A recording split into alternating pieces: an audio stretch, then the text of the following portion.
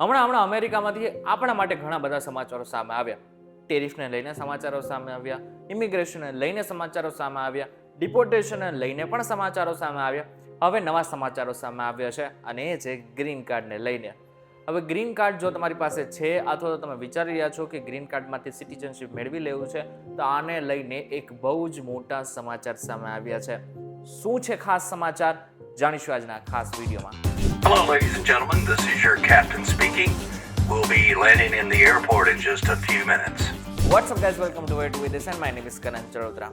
હવે જેટલા પણ લોકો પાસે ખાસ કરીને ગ્રીન કાર્ડ છે ને જે લોકો એવું ઈચ્છી રહ્યા છે કે તેઓ ગ્રીન કાર્ડમાંથી સિટીઝનશિપમાં જતા રહે, તો એ લોકો માટે અત્યારે ખાસ સમાચાર એ છે કે એક્સપર્ટનું એવું માનવું છે કે તમારો જે ઇતિહાસ છે એ કોઈ ખરાબ નથી, ક્રાઇમ વાળો નથી, તો તમારે જલ્દીથી જલ્દી આના ઉપર વિચારવું જોઈએ, એટલે કે સિટીઝનશિપ ઉપર જવા ઉપર વિચારવું જોઈએ. ટ્રમ્પ જ્યારથી સત્તા ઉપર આવ્યા છે ત્યારથી એવું લાગી રહ્યું છે કે નેચરલાઇઝેશનનો જે બેકલોગ છે ને એ હજુ પણ વધારે થઈ શકે છે અને તેને જ લીધે સિટીઝનશિપ લેવા માંગતા લોકોને ઘણો લાંબો સમય રાહ જોવી પડશે અને કડક સ્ક્રુટિનીનો પણ સામનો કરવો પડશે. અત્યાર સુધી શું થતું હતું, જે લોકો પાસે ખાસ કરીને ગ્રીન કાર્ડ છે એ લોકો ડિપોર્ટેબલ કોઈ પણ પ્રકારનો ક્રાઇમ કરે ને તો એકાદ બે વખત જવા પણ દેવામાં આવતા હતા, એટલે કે માત્ર થોડી સજા થતી હતી, પરંતુ એમને ડિપોર્ટ થઈ જાય એટલું મોટું કંઈ જ નહોતું થતું. પરંતુ હવે ટ્રમ્પની જ્યારથી સત્તા આવી ગઈ છે ત્યારથી ઘણા મોટા નિર્ણયો લેવામાં આવી રહ્યા છે.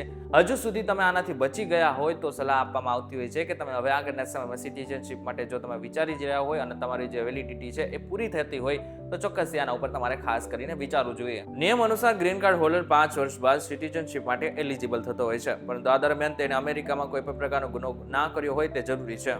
હવે આમ જોઈએ ને તો તમે નાનો મોટો કોઈ ગુનો કર્યો હોય તો અથવા તો ડિપોર્ટેબલ કોઈ ક્રાઇમ કર્યો હોય ને તો તમારું ગ્રીન કાર્ડ તો ચોક્કસથી રિન્યુ થઈ જતું હતું.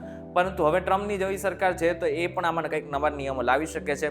જેમ કે અમેરિકાના ઉપરાષ્ટ્રપતિ પોતે કહ્યું છે કે અમે ગ્રીન કાર્ડ પાછું પણ ખેંચી શકીએ છીએ અને તમને ડિપોર્ટ પણ કરી શકીએ છીએ, એ અમારા ઉપર નિર્ભર છે. જો કે આની ઉપર બબાલ ચાલી રહી છે, પરંતુ ક્યારે આ નિયમ લાગુ થઈ જાય છે એ કોઈને નથી ખબર. એક્સપર્ટનું માનીએ તો આવા કેસમાં મોટા ભાગે USCIS ગ્રીન કાર્ડ હોલ્ડર્સને સિટીઝનશિપ આપતા પહેલા 3 થી 5 વર્ષ ક્લીન જોઈશે તેવું કહીને નેચરલાઇઝેશનની પ્રોસેસને ડિલે કરતી હોય છે. અને જો ક્રાઇમ સિરિયસ હોય તો ડિપોર્ટેશનનો ખતરો પણ રહે છે. અત્યારના નિયમો પ્રમાણે તમારું ગ્રીન કાર્ડ જો એકવાર એક્સપાયર થઈ જાય ને અને પછી તમે એના માટે એપ્લિકેશન કરો છો, એટલે કે રિન્યુઅલ માટે એપ્લિકેશન કરો છો, તો આ પછી જે એક્સપાયર થયેલું કાર્ડ છે ને એ 36 મહિના સુધી લંબાય છે. તેવી જ રીતે હાલ ગ્રીન કાર્ડ એક્સપાયર થયા બાદ પણ નેચરલાઇઝેશનની એપ્લિકેશન મોટા ભાગે સ્વીકારી લેવાય છે. પરંતુ જો નિયમો બદલાય છે તો તમારી પાસે વેલિડ ગ્રીન કાર્ડ હોવું જરૂરી છે, એટલે કે જો એક્સપાયર થયેલું હશે તો આગળના સમયમાં તમે સિટીઝનશિપ માટે અપ્લાય પણ નહીં કરી શકો. ગ્રીન કાર્ડ રિન્યુઅલની ફી $465 છે, જ્યારે નેચરલાઇઝેશનની ફી $710 જેટલી થાય છે. ગ્રીન કાર્ડ એક્સપાયર થઈ ગયું હોય તો વ્યક્તિ જો નેચરલાઇઝેશન માટે $710 ફી ભરે તો ફોર્મ રિજેક્ટ થવાની સ્થિતિમાં તેને ફી પાછી નહીં મળી શકે અને તો ફરીથી એને પાછા બધા જ પૈસા ભરવા પડશે. એટલા માટે થઈને ખાસ આ વસ્તુનું ધ્યાન રાખવું પડશે. અને જે લોકો અત્યારે ગ્રીન કાર્ડ ધારકો છે એમના માટે આ ખાસ સમાચાર છે. ત્યારે આ બાબતે તમે કઈ રીતના જોઈ રહ્યા છો અમને જરા કોમેન્ટ કરીને ચોક્કસથી કહેજો. ટ્રમ્પની પોલિસીથી તમે કેટલા ખુશ છો, ના ખુશ છો, એમને જરા કોમેન્ટ કરીને ચોક્કસથી કહેજો. વિડીયો પસંદ આવે તો વિડીયો લાઈક અને શેર જરૂરથી કરજો તથા આ જ ઇન્ફોર્મેટિવ વિડીયોઝ માટે VTV ડિજિટલ સાથે જોડાયેલા રહેજો.